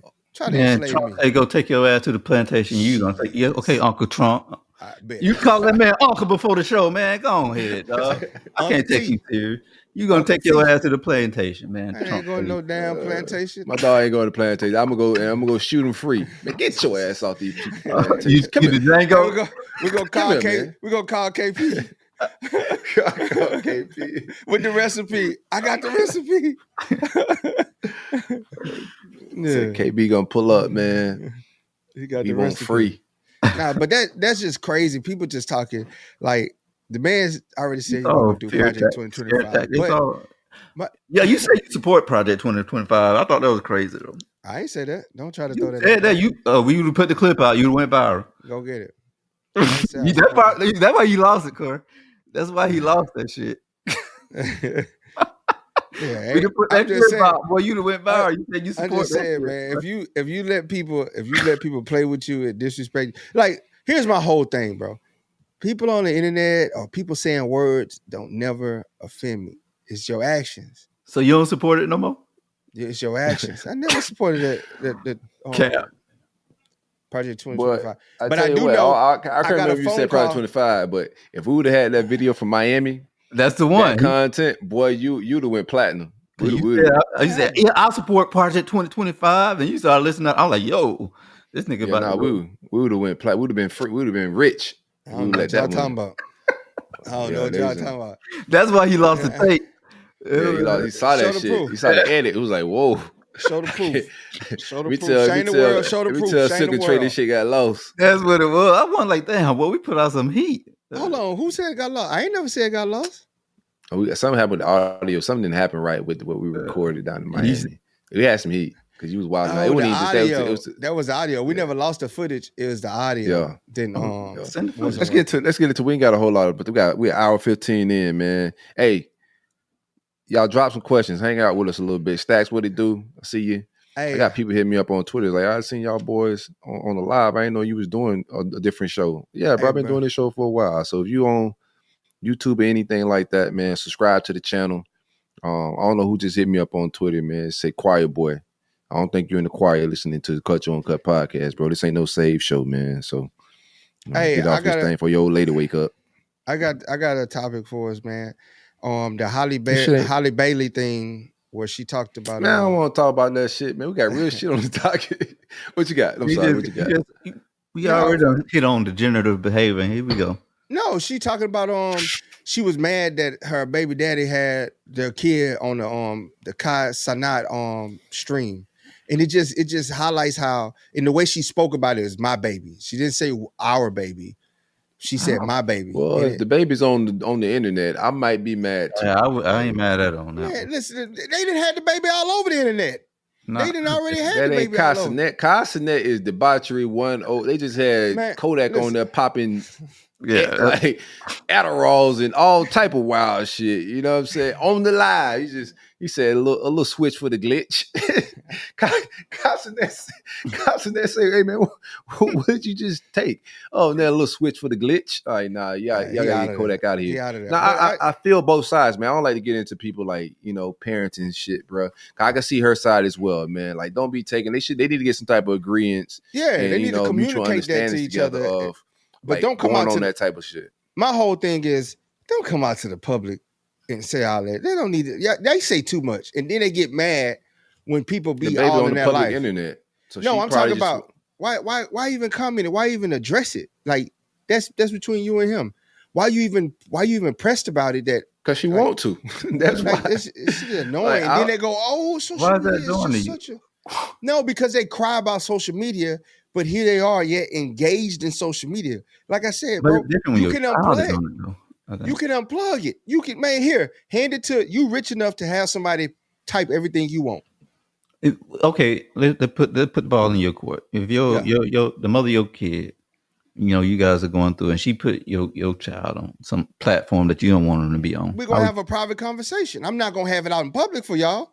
We're gonna have a private conversation. We're gonna get some understanding. Some may just be different people. Like some people going publicly. It's like some people cool with public apologies and private apologies. Some people take it, okay, you apologize to me private, that's cool. No, some people be like, nah, since you disrespected me publicly, apologize publicly, right?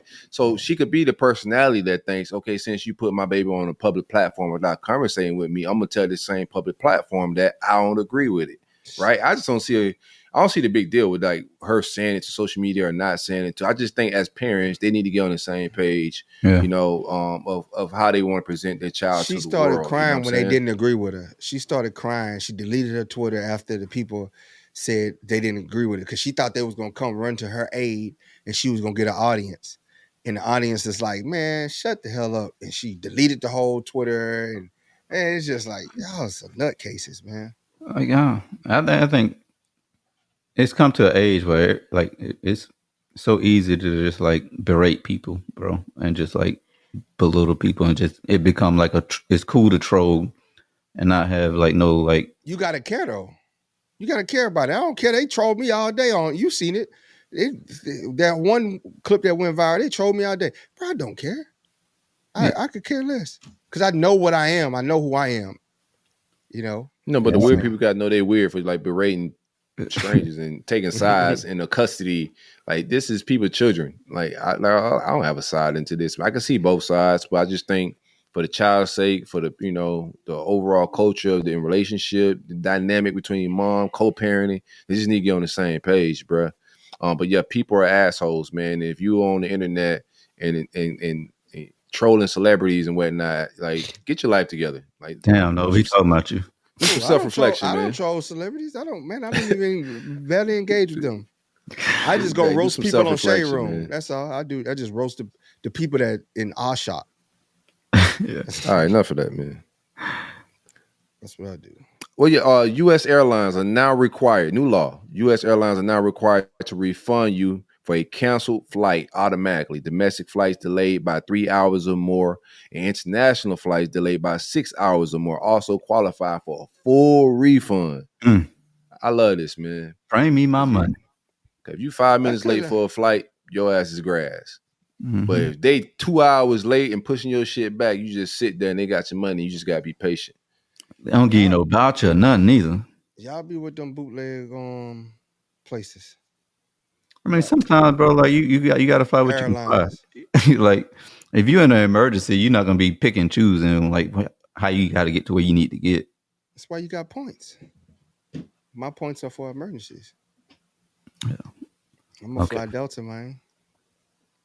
Delta done did some shenanigans shit. Like, I done flew Delta before and my shit done got delayed, pushed back and all that shit. You ain't getting no full refund. Like, they think they get the whole flight. Everybody on that flight now, they may give like you because you bitching and you just annoying. Like, get his ass out of here. Get this broke your voucher so you get out of our face. For my birthday weekend, they gave me $1,200. Now I ain't even got to call customer service. when you delay my shit, I ain't got to negotiate. I ain't got a plan. I appreciate this law that you just going to bail me mine back. I don't care if I'm on Delta. I don't care if I'm on Spirit. I don't care if I'm on Frontier.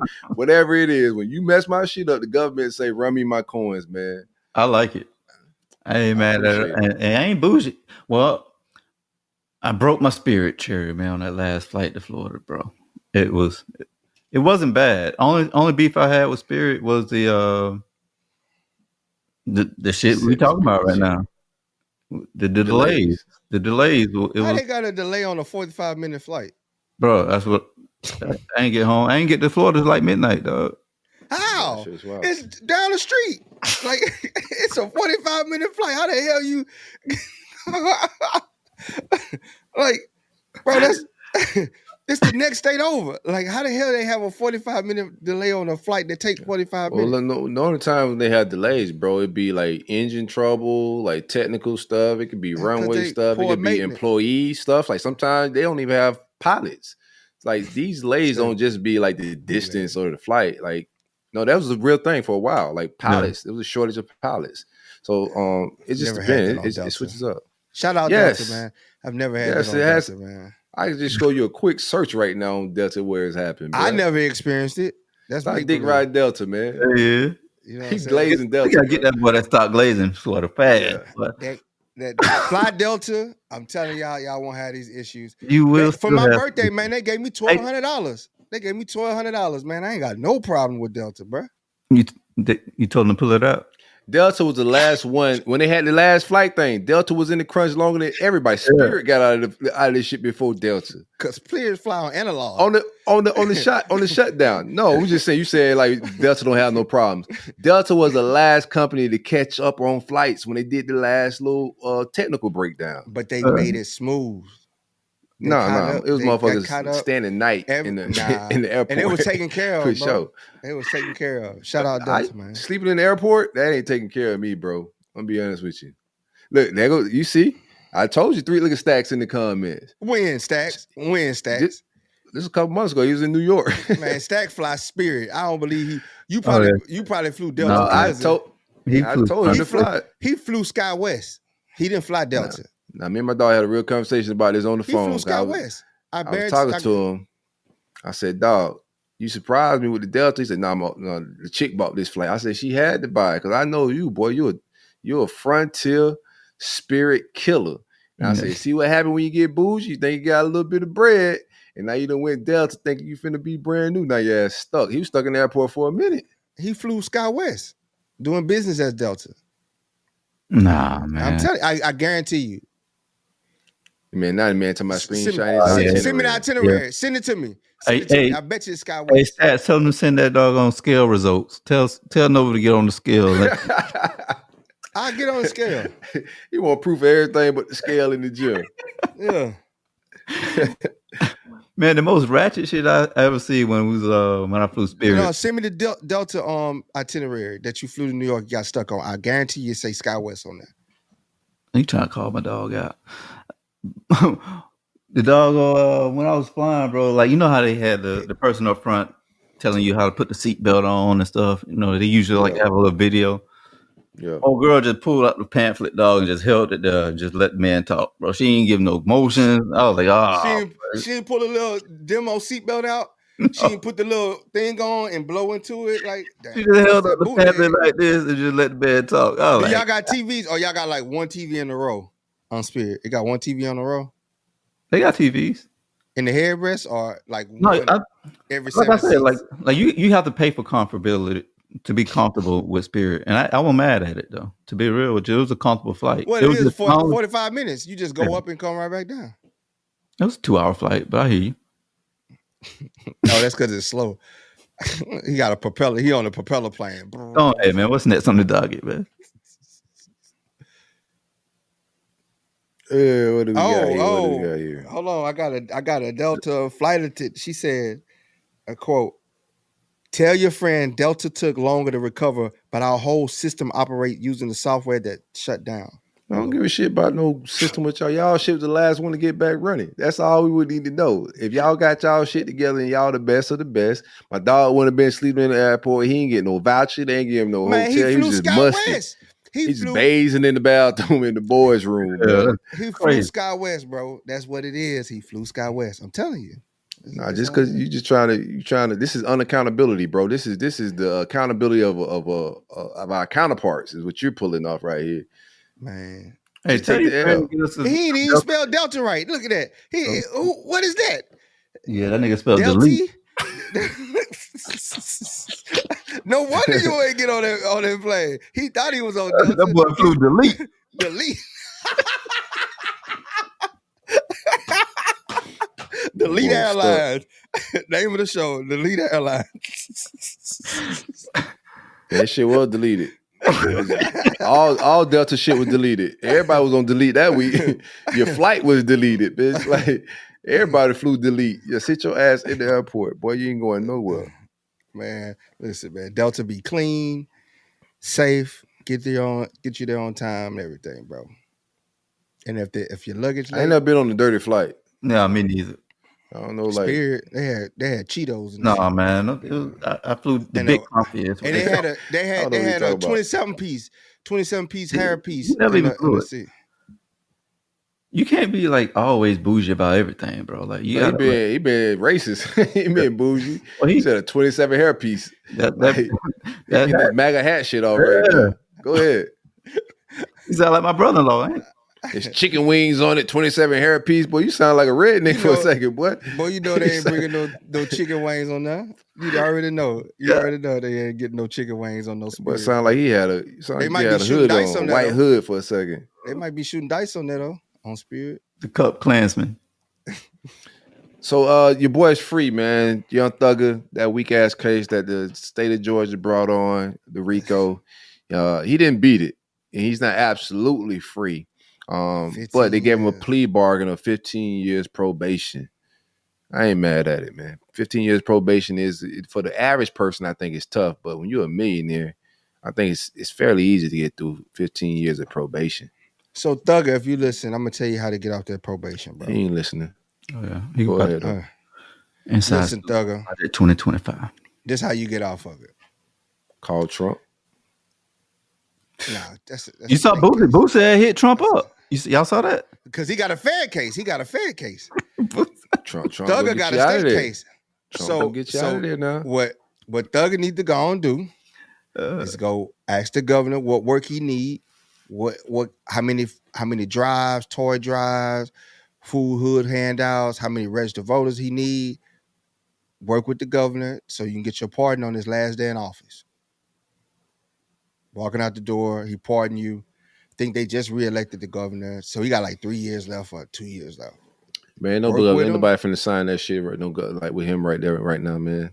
Mm-mm. Now your political career is over if you let Thug out one day out on the streets after this case. Nobody's finna risk their political career over Young Thug. He got to go do this 15 That's why I say he got to go. No, that's why I say he got to go out there and hand out toys. You want he got to hand out toys, kids, baby, write some books. You go get a toy from Young Thug. He ain't gonna. Brian Kemp ain't gonna pardon him. Nah. What's y'all take on it, man? On the entire thing, bro. What the whole case? I knew it was. She was trying to make a name for herself. That's why she did it. She went after a big target. Thug is big in the YSL gang. Okay, a lot of shit going on, Atlanta. And she shot her gun too early. She should have went on ahead and turned it over to the feds and let them really use the resources. She used the bootleg resources and she relied on bootleg witnesses to come testify. And she really didn't have a case. You called all those witnesses and all of them played dumb. They turned on you and blew your case up in your face. So, she was overzealous. She was doing political posturing, trying to make herself to the AG office, taking on this big case, thinking that she was going to take him down, and nothing happened. Even went to Trump, and it fell apart. They were doing all right up until they got caught fucking. Right? Because Nah, I don't think they ever. I don't think they was it never never was doing a right. strong case. It was just never was a neither strong cases. case. Neither cases. She had high ambitions for higher office. She shot her shot too early and too quick, and she just played her role. A lot of self hate here too, but I don't know what I'm saying. Like it's just she was a little happy when she approached it. Like when they announced the whole case, like she was talking about taking down a lot of people in Atlanta, not just him. And she was very braggadocious in that clip about like taking hip hop down and all the people to get out the filth off the streets. And I do agree with her on it being filth. Like the stuff that Young Thug and the boys was doing is absolutely insane, to be killing each other, murdering each other while millionaires, and how they were operating, just super filthy and degenerate behavior. But she was a little too happy as a bro. I do not, bro. I just, I don't even want to say it, man. It's just some of these district attorneys, bro, in these positions be a little too giddy to lock up black people sometimes for me. You know what I'm saying? While I understand you got a job to do, it's just a giddiness around it that's just filthy. Outside of that, I think he could do the 15 years, fairly easy. It's easy to do probation as a millionaire. He still could travel. He's rich, so everything's at his disposal. Still should be comfortable. A lot of these probations, you still can't smoke weed with a marijuana card, but his is in Georgia. I don't know what the state laws are in Georgia, but I think he'll be all right. I don't think it's a hard thing to accomplish, man, as somebody that filthy rich. I thought it was unique situation because a lot of people was calling Gunna a snitch. Oh, it's a lot of apologies, Future, Future started working with him. Baby started working with him. A lot of people that was in that whole little crew start working with Gunna, call him a snitch. But in his part of his plea bargain, in the ask, he asked the judge if he could still work with Gunna. A lot of those other names weren't mentioned. So a lot of that's going to be just rap politics. And that whole camp is going to be interesting to follow in the next few months and see how everything plays out. Yeah. It's good to see, man. And I tell people, man, stay out of street business sometimes. Like they said, the man snitched if you look at the court, he didn't snitch. He admitted to what he did. And he said, yeah, I was in the car with Jeffrey Williams, but they was like, was it drugs? Yeah, I got to admit to this. It was drugs. Don't mean it was Jeffrey Williams drugs. He's pleading guilty to his portion. And people like, oh, Thugga never even said nothing because he couldn't say nothing. He couldn't speak on it because he got his own case. And if he speak on it, that's intimidating witnesses. And that's what they was hoping that he would do. And his lawyers, his team was smart enough to keep him mute about the whole situation, as he should have. So everybody went to their own speculation and made their own observation and jumped to, oh, he's snitching. Man, like, you got to understand plea deals. Sometimes you don't have to, you admit to what you did. There are plea deals that you take where you go testify on others. And there are plea deals you admit to what you did and you go about your business. But on some street shit, right? If me and you do something together and you take a plea deal on your behalf, it strengthens their case on me. Yeah. It can. Ain't no can. It does. It does. It can. That's why everybody started snapping. Yeah. So you could slick snitch, you sideways snitch. I'm not saying that's what he did, but there is a situation where if me and you did something together, and you take a plea on your behalf, because we're bringing this to a jury, and they could use that as, hey, his friend that also was in the car with him doing this took a plea deal on the similar situation. Like, it strengthens their case a little bit. I'm just interested to see how it all plays out. I'm not into like street politics. But that whole snitching thing got our culture in the chokehold, so I'm just watching it from afar. And Gunna ain't been, Lil Baby ain't been Lil Baby since he got rid of his writer. He's still been making music. Your writer. He hasn't made like it ain't the same though. He ain't made a hit. Sergio been gone. Yeah, I agree, but there's a lot of shit that's going on internally with them as well. Like, you can tell Gunna ain't even the same. Like, he don't even seem like the same. You know what I'm saying? Like, because he's seen, betrayal does something to you. So yeah, and I then think you see them football numbers you was facing. You seen them football numbers you was facing, and then Gunna's making incredible music. When you came out, you seen who they didn't receive you. So you not only are you facing the demons from the time that you that you could have got for moving how you was moving, you ain't getting no love from people that turned their back on you without even asking you what really happened. I mean, I wonder how many of those people that called him a snitch had a sit down with him and try to get an understanding of what's going on, or they just went with what social media put out there and ran with. No, he says it in the music. He said it in the music. He said a lot of the music, they think a lot of them people just always had that in their heart because he ain't snitching nobody. So it's a lot of like, it just felt like a lot of the people just wanted to, they wait looking for a reason to turn their back on him. The fans never did. Like his audience never faded away. He kept making dope music. Me and Stacks used to argue about who was better, and as artists with Gunna and Lil Baby. I was right. I was right. Yeah. You know what I'm saying? Gunna's a better just artist, bro. He's a straight up musician. He can write R&B music. He understands melodies. Like he's just a genius when it comes to just making music. And his music hasn't slowed down whatsoever. And I don't think he's gonna ever slow down. And I think Thugga know that. Like Thugga is a musician as well. He's an artist, right? He just can straight up pen. He's written R&B songs. He could get into that bag. So I'm pretty sure he know who the killers are when it comes down to just straight up making music. And Baby's just not one of them guys. Like Baby's admitted that Gunna taught him how to make music. Yeah. Stacks, he can't go to Metro Atlanta. You're correct. He can't go hang out in Metro Atlanta. That's part of his probation. It have to be like tough. Weddings. He has to get permission to go there. It's like weddings, funerals. Man, I got that boy out in Conyers. How that would reek. Yeah. But I mean, if he was smart, I would just ask to move my probation to Los Angeles or something, or Houston or something. Oh, nah, that's too much gang in all those areas. He need to go to the sticks, Utah, some shit. Up there in the mountain, Gravedigger Mountain with Young Boy. Yeah, that's why he out there.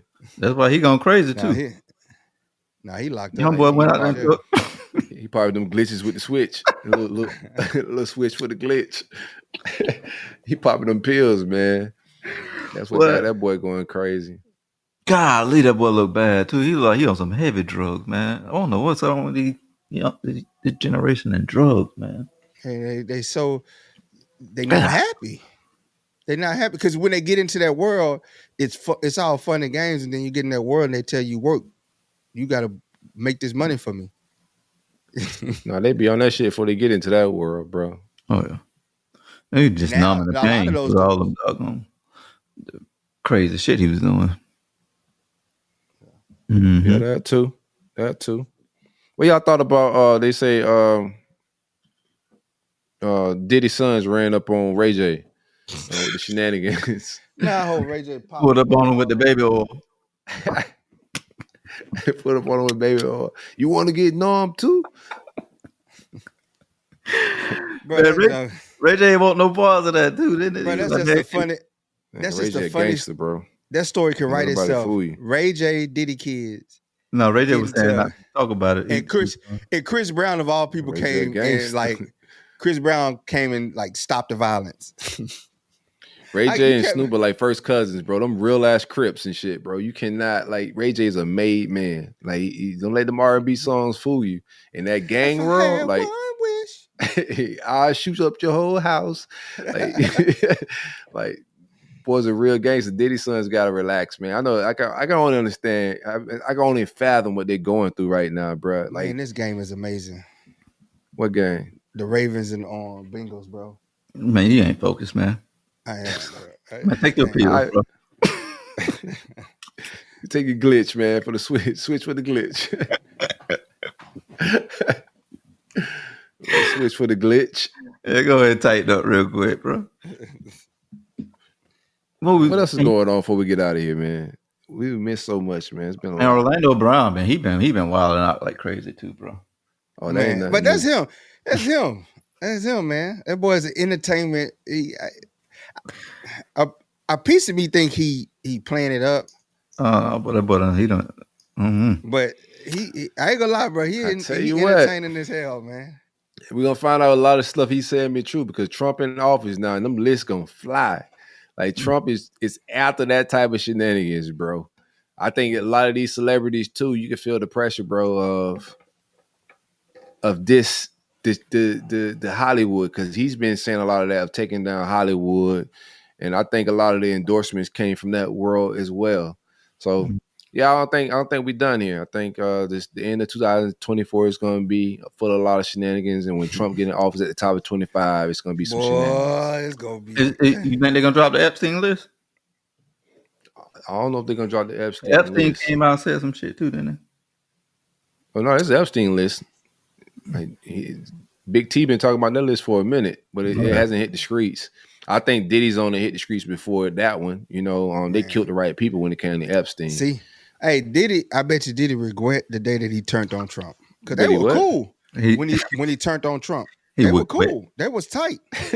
And now I bet he wish he still hung with Trump so he can get a presidential pardon. But see, you played yourself. Congratulations. Somebody's gonna pardon that boy, man. That boy a freak bull. You can't let him out. Unless he got some footage with Trump.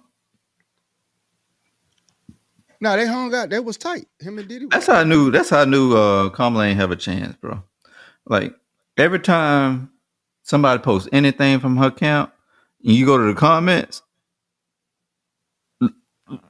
motherfucking Trump team had the box on lock, boy.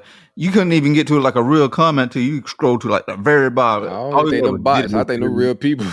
But when you click on it, it'd be like real people though. Them don't need to be bots, bro. I be clicking on their accounts just to see, and them be real maniacs that really believe in MAGAs of religion. You know what I'm saying? Like they whole existence be defending Trump online. Like it be whole pages of that.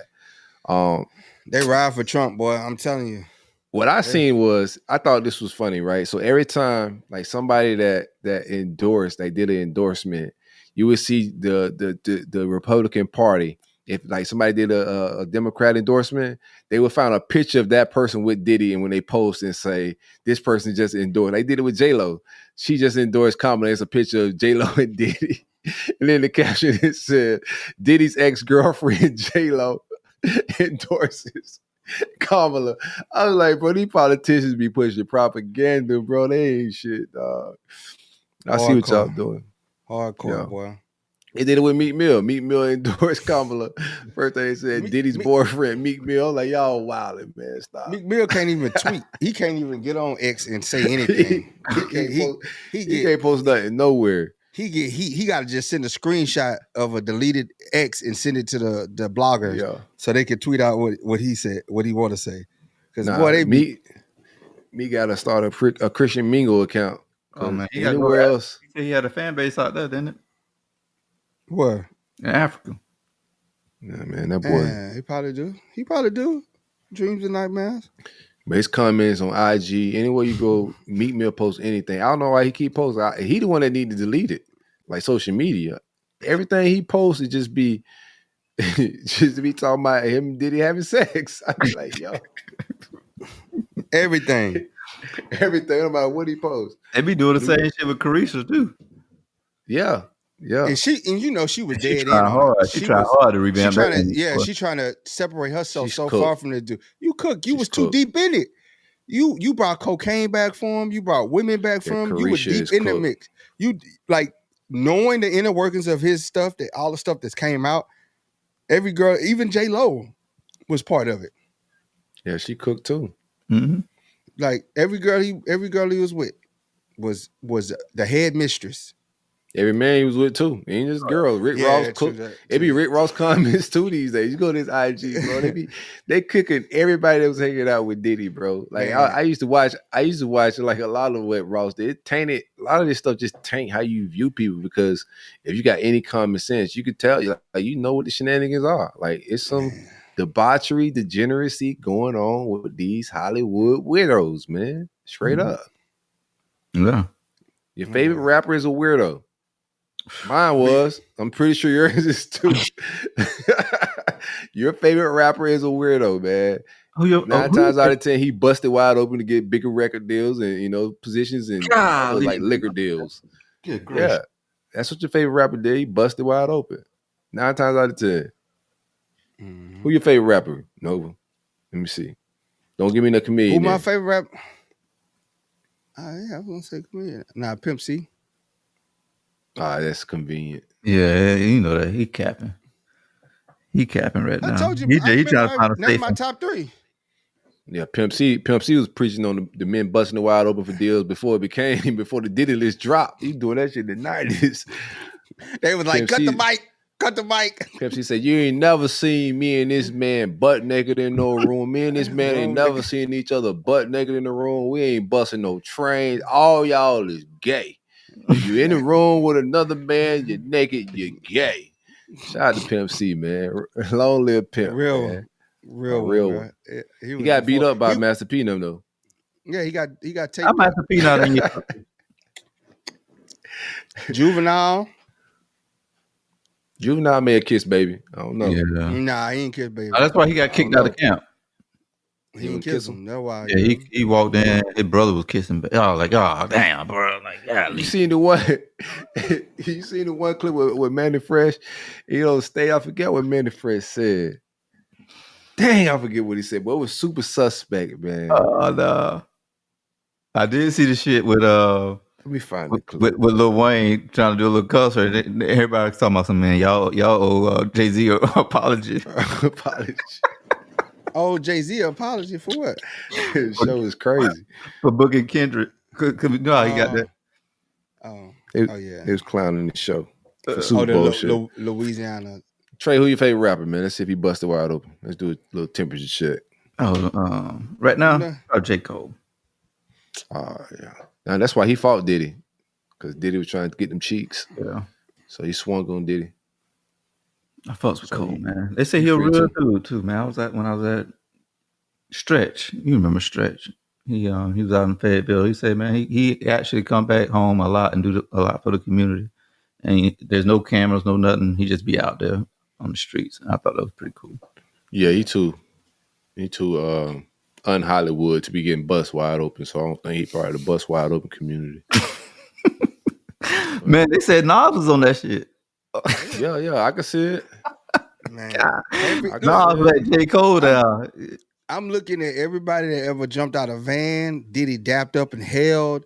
I'm looking at them different. I'm telling you. Busta Rhymes. Oh no, Busta Rhymes already. How many women you ever seen Busta Rhymes with? 0. None. Damn. But you know what's crazy, bro?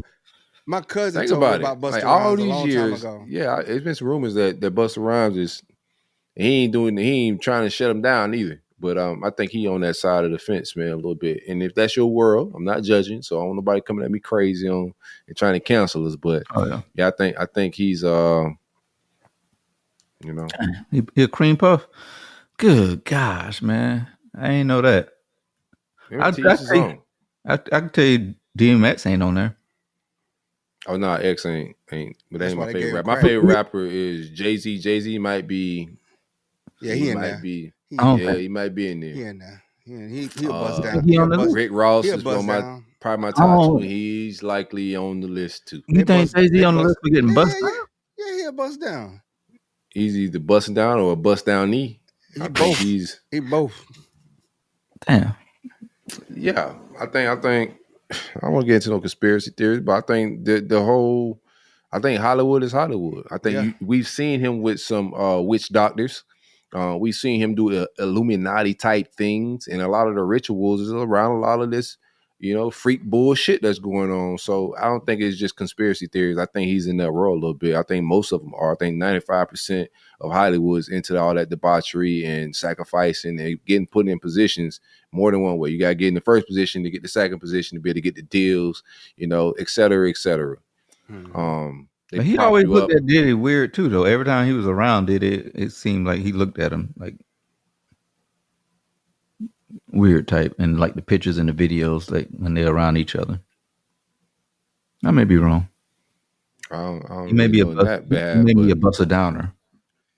I think the witch doctors and shit he's been seen with. I don't think you just with them people for no reason. It's just coincidental. You know what I'm saying? Like he's had these people in music videos, like certified, sacrificial witch doctor ass people. You feel me? Yeah, man, it is what it is. They all gotta, face the same God we all gonna face, and and deal with whatever evils and devils and whatever they put themselves up for, like, if they sold, they sold. That's all we all got to deal with it. You know, some Y'all people think sell Young they sold Thug for on the list? peanuts. Yeah, shit. The fuck gonna take him off the list? Boy wore a whole dress.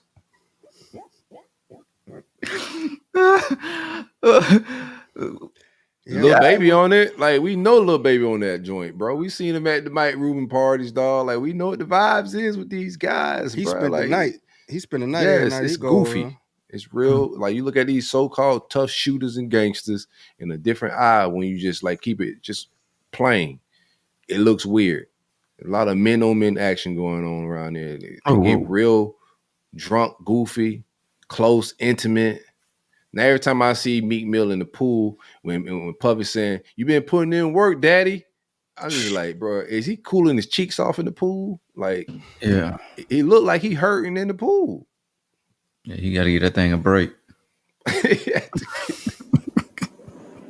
He said, "You did good, daddy. You deserve it, daddy. You deserve it, daddy." Yo, that shit's insane, man. Hey, we got to get up out of here, man. We almost at 2 hours. I appreciate it catching back up with you boys, man. We'll see y'all next week. Definitely pull up. Y'all trying to go tomorrow? What's up with it? MAGA hat, man. Yeah, let's do it. Yep. All right. I'm down with it, man. I got time. Football is over officially for the youngsters, so I got plenty of time, man. It's the Coach Uncut podcast. We appreciate y'all for hanging out with us. We out. Mm-hmm. Oh, boy. This is Paige DeSorbo, the co-host of Giggly Squad. I have exciting news. McDonald's has all new McCrispy strips. It's chicken made for dipping. Tender, juicy white meat chicken with a golden brown, peppery breading. It's chicken so good it deserves its own sauce. The creamy chili McCrispy strip dip, a sauce that's creamy, savory, and sweet with a little heat. But it works with any of our sauces. I'm personally a barbecue sauce girl. Even sometimes I like ketchup. I'm just like basic sometimes. But I also need it in addition to any new sauces I'm trying. With a new creamy chili McCrispy strip dip, it's chicken made for dipping, only at McDonald's. Ever wonder what your lashes are destined for? The cards have spoken. Maybelline New York Mascara does it all. Whether you crave fully fan lashes with Lash Sensational, big, bold volume from the Colossal, a dramatic lift with Falsies Lash Lift, or natural-looking volume from Great Lash, your perfect lash future awaits. Manifest your best mascara today. Shop Maybelline New York and discover your lash destiny. Shop now at Walmart. This podcast is brought to you by Aura. By the time you hear about a data breach, your information has already been exposed for months. On average, companies take 277 days to report a breach. That's 9 months where hackers have access to your personal data. That's why we're thrilled to partner with Aura.